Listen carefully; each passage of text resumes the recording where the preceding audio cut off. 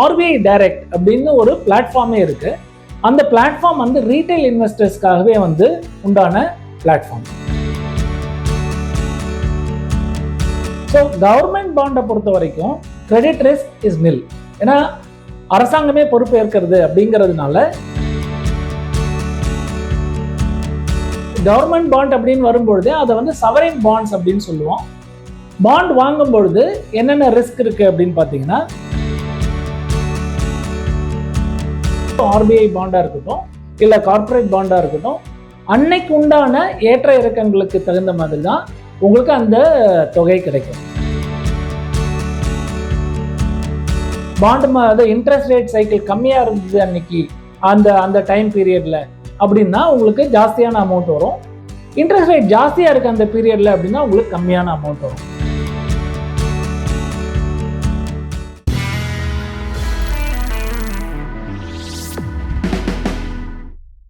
வணக்கம், நான் ஸ்ரீதரன் பேசுறேன்.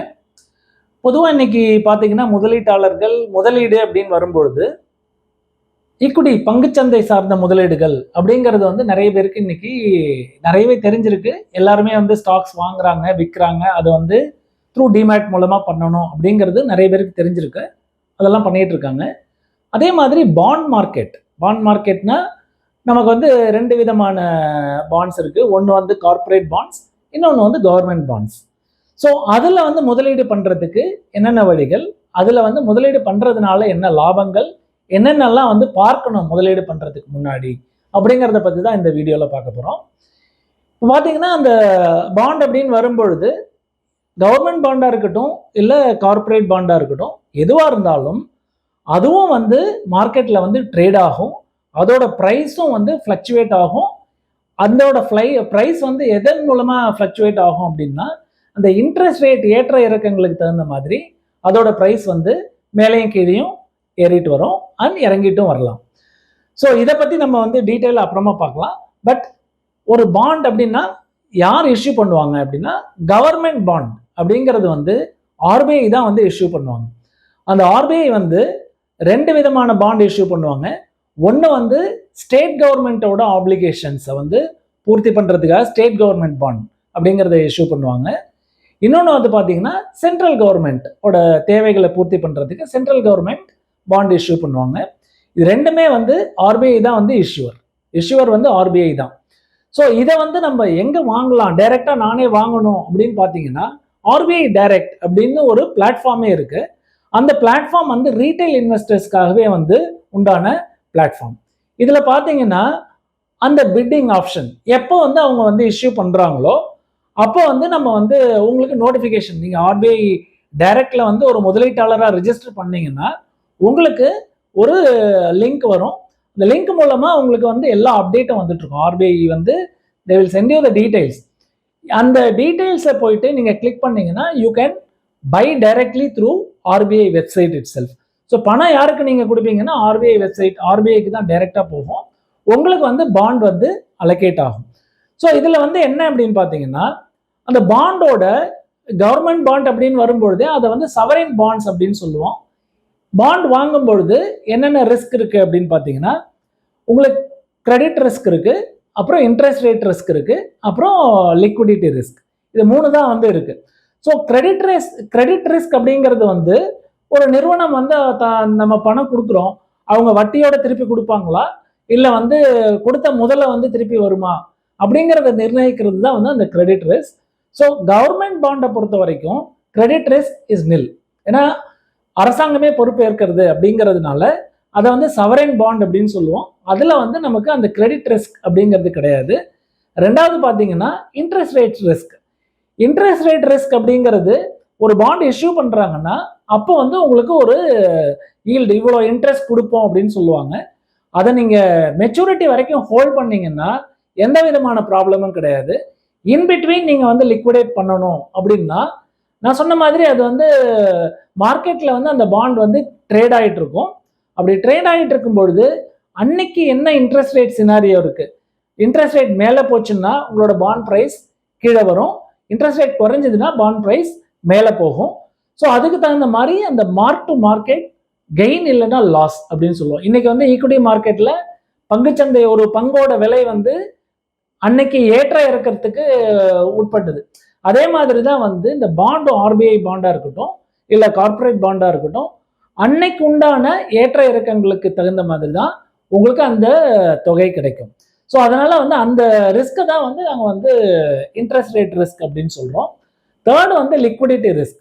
நீங்க வந்து லிக்விடிட்டி ரிஸ்க்னா என்ன அப்படின்னா, நீங்க ஒரு 3 வருஷம் பாண்ட் வாங்கியிருக்கீங்க, 1 இயர்லயே நீங்க லிக்விடேட் பண்ணணும் அப்படின்னா நீங்க அதை செகண்டரி மார்க்கெட்ல தான் போய் லிக்விடேட் பண்ண முடியும்.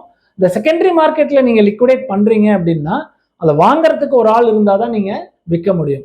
ஸோ அதனால அந்த லிக்விடிட்டி ரிஸ்க் அப்படிங்கிறது இருக்கு. ரெண்டாவது வந்து அந்த லிக்விடேட் பண்ணும் பொழுது அன்னைக்கு என்ன மார்க்கெட் விலை, இன்கேஸ் வந்து பாண்டு இன்ட்ரெஸ்ட் ரேட் சைக்கிள் கம்மியா இருந்தது அன்னைக்கு அந்த அந்த டைம் பீரியட்ல அப்படின்னா உங்களுக்கு ஜாஸ்தியான அமௌண்ட் வரும். இன்ட்ரெஸ்ட் ரேட் ஜாஸ்தியா இருக்கு அந்த பீரியட்ல அப்படின்னா உங்களுக்கு கம்மியான அமௌண்ட் வரும். ஸோ இந்த ரிஸ்க் இருக்கிறதுனால நீங்க ஒரு பாண்ட் மார்க்கெட்ல முதலீடு பண்ணும்போது ஒரு கேர்ஃபுல்லாக தான், அதாவது வாங்கினீங்கன்னா என்ன இன்ட்ரெஸ்ட் ரேட், எவ்வளோ பீரியட் ஹோல்டிங் அப்படிங்கிறத பார்க்கணும். ஸோ இந்த கவர்மெண்ட் பாண்ட் அப்படிங்கிறதுல வந்து ஸ்டேட் கவர்மெண்ட்டாக இருக்கட்டும் இல்லை சென்ட்ரல் கவர்மெண்ட்டாக இருக்கட்டும், ஷார்ட் டேர்ம் பாண்டும் இஷ்யூ பண்ணுவாங்க, லாங் டேர்ம் பாண்டும் இஷ்யூ பண்ணுவாங்க. ஷார்ட் டேர்ம் பாண்ட் அப்படின்னாக்க அதோட ஹோல்டிங் பீரியட் நீங்கள் வந்து எனக்கு 3 மாதம் 6 மாதம் இல்லை 1 வருஷம் அந்த மாதிரி இருக்கிறது வந்து short term bond. 1 to 3 years அந்த மாதிரி இருக்கிறது வந்து ஒரு medium term bond. Anything more than 3 years வந்து லாங் டேர்ம் பாண்ட் அப்படின்னு சொல்லுவாங்க. ஈவன் கவர்மெண்ட் வந்து even 10 year bond 15 year bond கூட இஷ்யூ பண்ணுவாங்க. அதை நமக்கு 10 year நம்மளால ஹோல்ட் பண்ண முடியும், அந்த இன்ட்ரெஸ்ட் வேணும் அப்படின்னா நம்ம வாங்கி ஹோல்ட் பண்றது மிகவும் நல்லது. இதுக்கு அடுத்து பார்த்தீங்கன்னா அந்த கார்ப்பரேட் பாண்ட், அது வந்து இஷ்யூவர் யாரு அப்படின்னு பார்த்தீங்கன்னா அந்தந்த நிறுவனங்களே வந்து தங்களுக்கு ஒரு ஒரு கணிசமான தொகை வேண்டும், அதை வந்து முதலீடு பண்ணணும் இல்லை வேற ஏதாவது எக்ஸ்பேன்ஷனுக்கு யூட்டிலைஸ் பண்ணணும் அப்படின்னா இந்த கார்ப்பரேட் நிறுவனங்கள் வந்து அவங்க வந்து பாண்ட் இஷ்யூ பண்ணுவாங்க. ஸோ அந்த பாண்ட் வாங்குறதும் வந்து நம்ம அவங்க மூலமாக தான் வாங்குவோம். அது என்சிடி அப்படின்றது ஜென்ரலாக வந்து இன்னைக்குள்ள இதில் பார்த்தீங்கன்னா பாண்ட் அப்படிங்கிறது டைரெக்டாக நம்ம வாங்க முடியாது, ஏன்னா இன்ஸ்டிடியூஷனல் பையர்ஸ் தான் அதிகமாக வாங்குவாங்க. பட் அவங்க வந்து என்சிடி நான் கன்வெர்ட்டபிள் டிபென்ச்சராக இஷ்யூ பண்ணுவாங்க. அந்த வாங்குறதுக்கு வந்து நம்ம பிரைமரி மார்க்கெட்லேயும் வாங்கலாம், செகண்டரி மார்க்கெட்லேயும் வாங்கலாம், ஈவன் பாண்ட்ஸுமே வந்து செகண்டரி மார்க்கெட்லேயும் வாங்கலாம். ஸோ இப்போ இந்த மாதிரி வாங்கும்பொழுது என்ன கவனிக்கணும் அப்படின்னு பார்த்தீங்கன்னா, கார்ப்பரேட் பாண்டை பொறுத்த வரைக்கும் சேம் ரிஸ்க் இருக்கு, அதாவது கிரெடிட் ரிஸ்க் இருக்கு, லிக்விடிட்டி ரிஸ்க் இருக்கு, இன்ட்ரெஸ்ட் ரேட் ரிஸ்க்கும் இருக்கு. ஸோ இதை பொறுத்த வரைக்கும் பார்த்தீங்கன்னா அந்த நிறுவனத்தோட பாண்ட் வாங்கினீங்கன்னா அதை வந்து you have to hold till maturity. அது வரைக்கும் வச்சிருந்தீங்கன்னா இந்த இன்ட்ரெஸ்ட் ரேட் ரிஸ்க் அப்படிங்கிறத வந்து அவாய்ட் பண்ண முடியும். ஆனால் உங்களுக்கு கார்ப்பரேட் பாண்ட்ல என்ன ரிஸ்க் இருக்குன்னா மெயின் வந்து credit risk. So credit risk அப்படிங்கிறது வந்து அந்த நிறுவனம் வந்து எந்த மாதிரி செயல்பட்டு இருக்காங்க, அவங்களோட கேஷ் ஃப்ளோ எப்படி இருக்கு, அவங்களோட நிதி நிலைமை எப்படி இருக்கு, அவங்க நிறுவனத்தோட நிதி நிலைமை எப்படி இருக்கு, அவங்களால இன்ட்ரெஸ்ட்டை வந்து ஒழுங்கா திருப்பி தர முடியுமா, அதே மாதிரி வந்து கேபிட்டலையும் ஒழுங்கா திருப்பி தர முடியுமா அப்படிங்கிறத நிர்ணயிக்கிறது தான் வந்து அந்த கிரெடிட் ரேட்டிங் அப்படின்னு சொல்லுவோம். அந்த கிரெடிட் ரேட்டிங் வந்து AAA இல்லைன்னா வந்து AA, அதாவது AAAல இருந்து உங்களுக்கு ஜங்க் வரைக்கும் இருக்கு. AAA, அதுக்கப்புறம் B ஸ்டேட்டஸ், அப்புறம் வந்து C இருக்கு, அதுக்கப்புறம் D இருக்கு, அதுக்கப்புறம் வந்து ஜங்க் இருக்கு. ஸோ D அப்படிங்கிறது வந்து டிஃபால்ட், அதுல வந்து முதலீடே வந்து பண்ணக்கூடாது. அந்த AA வரைக்கும் வந்து இட் இஸ் அந்த ஸ்டேட்டஸ் வந்து குட்டா இருக்கும். ஸோ அந்த மாதிரி இருக்கிற நிறுவனங்களா பார்த்து நீங்க வந்து பாண்டோ இல்லை வந்து என்சிடியோ வாங்கினீங்கன்னா மிகவும் சிறந்ததா இருக்கும். உதாரணத்துக்கு பார்த்தீங்கன்னாக்க இப்போ HDFC பேங்காக இருக்கட்டும், இல்லை வந்து ஒரு டாடா மோட்டர்ஸ், இந்த மாதிரி இருக்கிறாங்க நிறுவனங்கள் அப்படின்னா அவங்களுக்குலாம் வந்து அதோட ரேட்டிங் வந்து ஜாஸ்தியா இருக்கும்.